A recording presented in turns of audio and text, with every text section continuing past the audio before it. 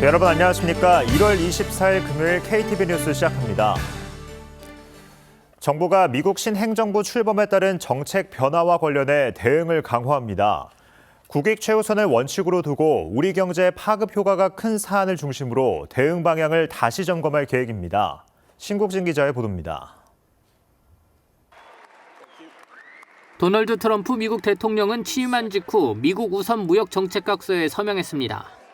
미국 우선 무역정책각서는 타국의 불공정 무역행위와 무역협정의 유효성 등을 각 부처가 조사하고 4월 1일까지 보고하는 내용입니다. 트럼프 대통령은 보고 내용을 기반으로 미국의 무역 적자를 해소하고 다른 국가의 불공정 무역 관행을 개선하겠다는 계획입니다. 트럼프 행정부의 통상 정책 변화는 대미 의존도가 높은 우리 경제에도 적잖은 영향이 예상되고 있습니다. 최상목 대통령 권한대행은 대외경제 현안 간담회를 주재하고 트럼프 행정부의 각종 행정명령 등 동향을 점검했습니다.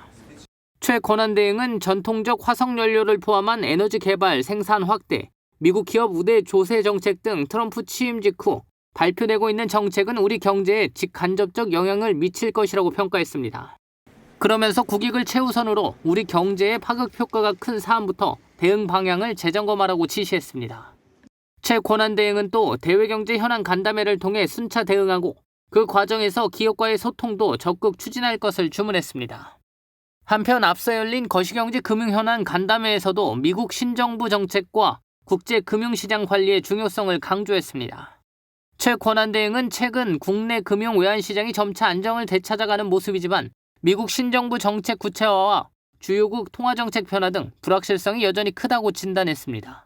각 기관은 설 연휴 기간에도 미국 신정부의 정책과 국제금융시장 동향을 면밀히 모니터링하고 서민금융종합지원 방안도 2월 중 내실 있게 마련해달라고 주문했습니다. KTV 신국진입니다.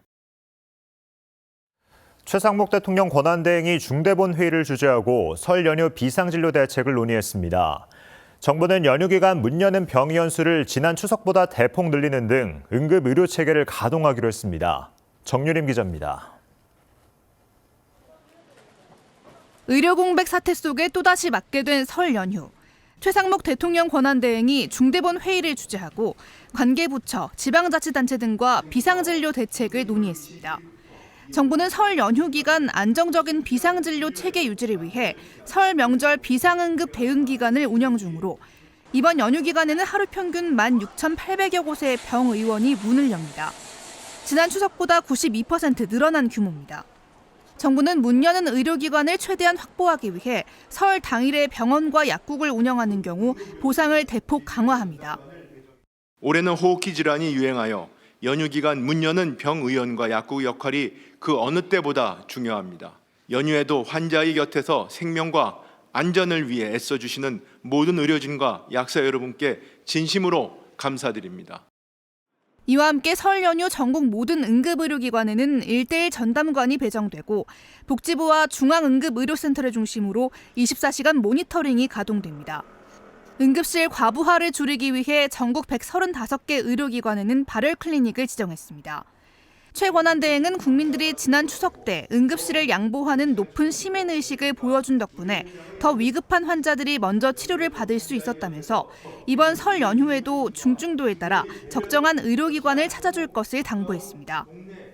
큰 병이 의심되면 즉시 119에 연락하시고 그렇지 않은 경우 가까운 동네 병의원이나 중소병원 응급실을 먼저 방문해 주시기 바랍니다.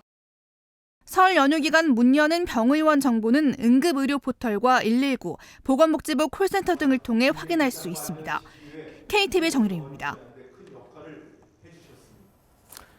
이산가족 4명 중 3명은 북한에 있는 가족, 친척의 생사를 파악하지 못하고 있는 것으로 나타났습니다. 통일부는 지난해 이산가족 5,100여 명을 대상으로 제4차 남북 이산가족 실태조사를 실시한 결과 이같이 응답했다고 밝혔습니다. 또 이산가족 문제 해결을 위해 가장 시급히 추진해야 할 정책으로는 전면적 생사 확인과 이산가족 상봉 정례화, 서신 교환 제도 마련 순으로 조사됐습니다. 고용노동부가 다음 달 10일부터 21일까지 비숙련 외국인 근로자에 대한 신규 고용허가 신청 접수를 받습니다.